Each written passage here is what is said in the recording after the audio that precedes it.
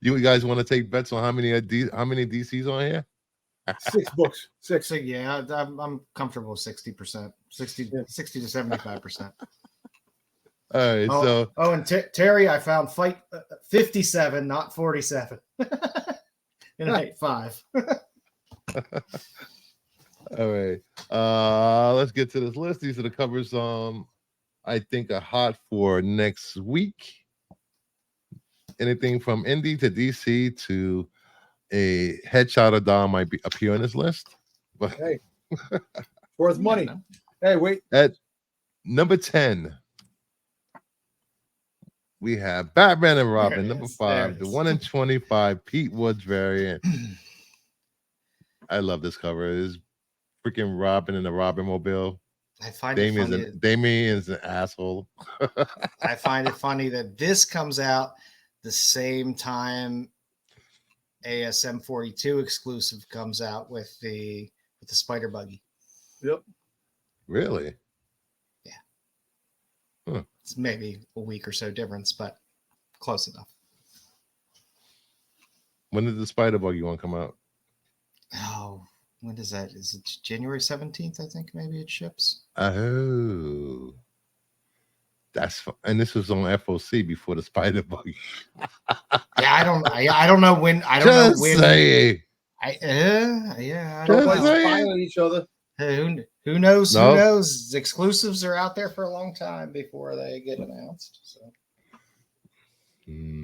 The Spider Buggy one is better because it's a beach scene and it has sexy ladies on it. I don't know. I've seen some store exclusives homage covers a week after they came out. I'm just saying. I'm not going to say any names. Well, there's a lot of buggies this next couple weeks. Buggies. So if you like buggies, it's your time of year.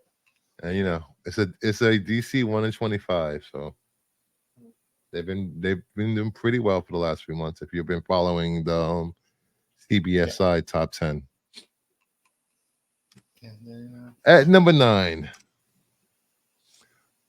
Miles Morales, Spider-Man. Number 15, the Lashley Wolverine variant.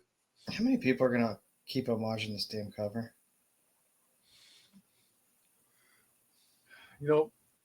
Good thing I'm not collecting Wolverine, like I said yesterday. Because Torque just had a variant of this pretty recently too. I mean, it's a popular cover. Well, listen, I don't think anybody has more freaking homage covers than Spider-Man 300. I think that's the most homage freaking used cover ever. But that's actually pretty cool. I like that the Wolverine book. Yeah, it's a pretty good homage. Yeah, I wish Marvel would stop doing that though. Stop. It's a Miles Morales Spider-Man book. Give us Miles cover. Boba Fett on covers, man. Homage Boba Fett on the covers. I don't want what's not in the book on the cover. I hate when they do that. It's just like, I gotta deal with a month or two of series and have 300 Boba Fett on the cover like Spider-Man 300. Just how much shit out of things. Just make an ongoing Boba Fett series. Yeah, that's what they should do. But yeah, I mean, it's a good cover. It's a good cover, though. It is a good cover. Who drew this? Lashley. Okay. And somebody's messing with my slides and wrote Wolverine 3 times. I actually like the sabotage. I like the old Marvel comic group. The thing on top, the logo on top. I like the way they did that. Yeah, the old corner box. Yeah. Yeah. They should have got rid of the UPC at the bottom right. Well, it's 50 years of Wolverine. Yep. So this year is 50 years of Hello Kitty. Sabotage. You have 40 years of Transformers. Sabotage. This year. It's a lot of good things. Crazy. I love Wolverine, but it's just like, really, do we have to deal with Wolverine covers on every non-Wolverine book? Yes. No. And it's just like, all you Wolverine collectors out there, This one's for you. Like, there's enough X books out there that you could put Wolverine variants on. He's on. He has his own title. He has multiple titles. There's enough stuff out there that you could dump Wolverine titles. But Joe, you didn't say anything when they had Conan the covers and the Marvel covers. When did they have Conan on there? Conan. They in had his Dark Avengers variants when he was the Savage Avengers. They had him on all the covers, like the variant covers. I don't buy that. I won't buy those. I don't buy those either. It bothered me. I mean, they did it with one of the best Psylocke covers is on a goddamn Ant-Man book. It's just weird. It's just unnecessary. You have plenty of places to put them, and you have plenty of variants that come out. So, yep. All right, getting on to number 8. The Rise of Powers of X, number 1, the 1 in 50 Davigo Rasputin Virgin variant. That's a mouthful. I do like. Is that a female covers. Colossus? It's Rasputin. Basically, yeah. Oh. She has the powers of Colossus, magic, and magic. Yeah, the whole family. Pretty much the whole. Yeah. She's a cool character, and there's not a ton of covers with her out there, and she should be, in theory, as popular as some of those other covers characters that are out there. I like my booby covers. In the long run. Cover. It looks. I do. Hey, Ronnie Boy Comic, thank you for showing up. Welcome. I like my booby covers to be on their own books, Joe. I do. I like it. We live in a society. You gotta learn to play outside the rules, buddy. Yeah. On Joe's Tombstones, it goes, "Here lies Joe. I love boobies." Don was gearing up for a rant. That was just gonna be a big pair of tits. He was like, "Is that a female Colossus?" I was like, no, I wasn't gearing up for that. No, I like the character. I think in the long run she'll eventually be sought after for covers in the same way Magic covers and Psylocke covers. Who is she? I don't know who she is. I'm like lost when it comes to the X-Men characters. When did they introduce her? Was it what multiple X series that's recent that they introduced her in? And how did she get the power of all the other X-Men? What was the that beats the shit out of me. She just makes nice covers. I haven't read X-Men fucking forever. It's spotty at best. When they started having galas, and started rebirthing them consistently, I was like, no. I thought she came from House of X. House of X or Power of X. I think her first appearance, let me look it up, was Powers of X number 1 and Death, Powers of X number 3, and then they brought it back, of course. Yeah. So I mean, she's a relatively recent character. Past 2 years. Okay. But she's a cool character. So in the future? From the future. Maybe. Yeah, but like where's all the X-Men fans? X-Men fans. Where are y'all at with your convoluted fucking storylines? She's probably died like 20 times since we spoke. We're back with Coca-Cola. Her and Miss Marvel are taking turns dying each week. Next up, number 7. The Sacrifices, number 6, the 1 in 10. Yay. Jeffrey Allen Love variant. I need to catch up on this series. This cover, I don't know, it reminded me of like, I don't know if you guys, what was it, Harry Potter and Deathly Hallows, when they told the story of the Hollows. Yeah. It reminded me of that type of artwork they use. Actually, that reminds me of, if you watch Visions, remember the episode Visions? I didn't watch Visions. With the Sith that was in the cave, when they went in the cave, the drawing, the way they drew the characters. That episode, the Hollow, you go back, it reminds me of that. And it reminds me of Lord of the Rings, Eye of Sauron. So when I first started reading the series, I just have to catch up. It's a decent series. I love Rick Remender. He always writes good stuff. Yep. At number 6, Transformers number 4, the 1 in 25 Sanford Green variant. And you know I why thought this was a great cover. Never miss out on Sanford Green. That's all I got to say. You know why I want this cover? The Soundwave. Yes. I just want it because it's Sanford Green. I love Sanford. Well, Green you know stuff. what? Sanford Green, I'm not really familiar with a lot of the artists, but this cover is badass and it has Soundwave. It is badass. Yes, like you do see the graffiti in the pulse there where it says Soundwave. I like that. Well. I like that. That's badass. 1 in 25. I like. Look, so far there's been four issues of Transformers, and with all the variants, there's been about over 10 Soundwave covers already. Yeah, it's crazy.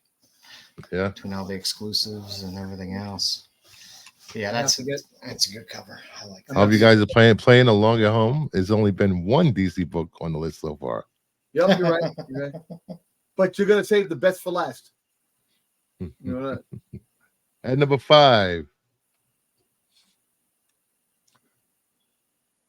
Action Comics 1061, the 1 in 25 Nathan Zerdy variant. This cover looks freaking amazing. Yeah, you get a little bit of the Hughes Supergirl feel off of that. Yes, that's what I thought when I saw it. I was like, the Hughes draw that Supergirl. But yeah, that's a fun. I'm looking forward to Jason Aaron's Superman stuff that he's doing. Mm-hmm. Action Comics has been a pretty good read. It really gets you into knowing the rest of the Super family. Number 4, Zawa, the Belly of the Beast number 3, the Momoko FOC reveal variant. This is some of her better work. I like this. Because all the Zawa covers have been so good. They've all been really, really enjoyable. Like I said, I loved the Frizen. That was I like when I can get something of Jenny's that's a little bit different. But yeah, they've been killing it with these covers. And also a lot of times you go to Boom and they'll have exclusives that are just available from them that are limiteds as well. Or a lot of times you can get a lot of the ratios and stuff like that on their site at a reasonable price.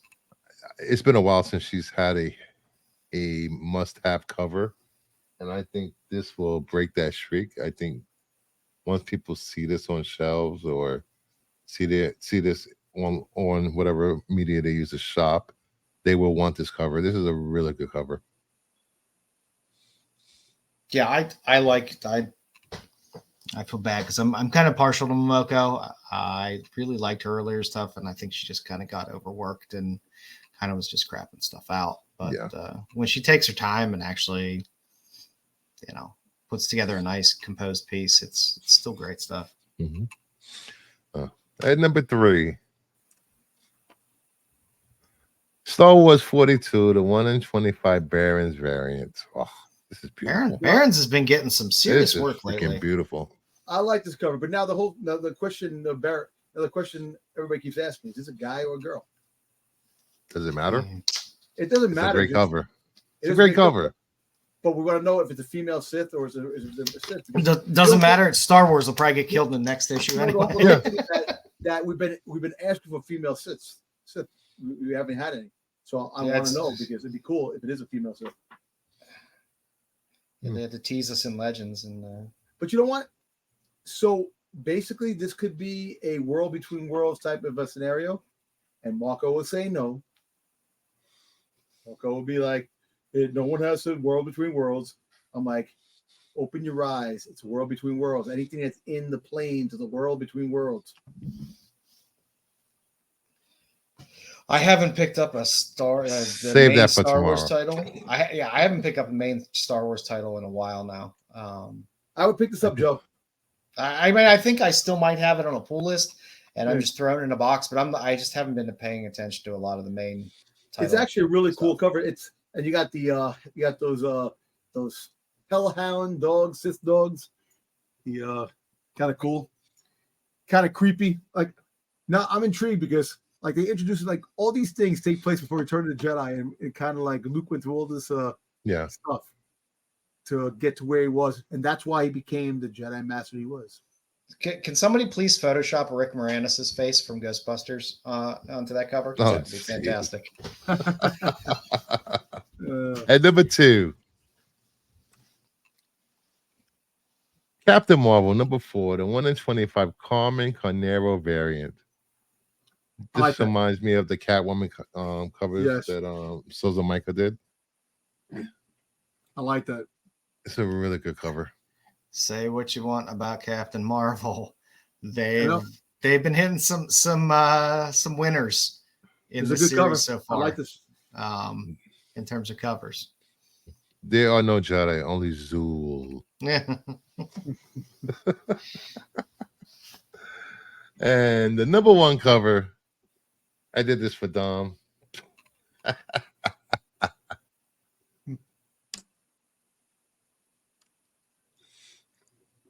Star Wars The Mandalorian Season 2, number 8, the 1 in 25 Carrie Andrews variant. I love this cover. That's a pretty cool cover. It's pretty nice. I really like this cover. It's one of the better covers. I like it. Yeah. You have Luke. It hits like a good classic Star Wars poster should look. I like that. You see, and now I'm hoping that next, I think this year we're going to be getting Book of Boba Fett. Even though Book of Boba Fett didn't do good, we're going to get the series. What you mean getting it? No, they're going to make the comic, the Marvel comic show, the adaptation to the TV show. The cover would have been a little bit better if Luke didn't look like he got his hair cut by his 50-year-old alcoholic single-handed. No, actually, I like the way Luke looks in there. He looks better than that than some of the covers of Marvel. Oh yeah, they did bomb some covers this year. Yeah. But it's a cool cover. I like Mando on it, Grogu with the Death Troopers. Look at this. 1 DC book on this whole list. Wow. What is the world coming to? I don't know. No, 2 DC. Yeah, 2. 2. Yeah, he had action and you had the action, the buggy, and the other. Luke looks like young Marco McDowell. He's getting ready to get his droogs together. Yeah. Going down to the milk bar. All right. Moving on. At the end of this book, at the end of that book, when you open it up at the end, the last page, it is the prelude to the Book of Boba Fett, where you see Boba Fett go to Jabba's palace and kill Biff Fortuna at the end of that.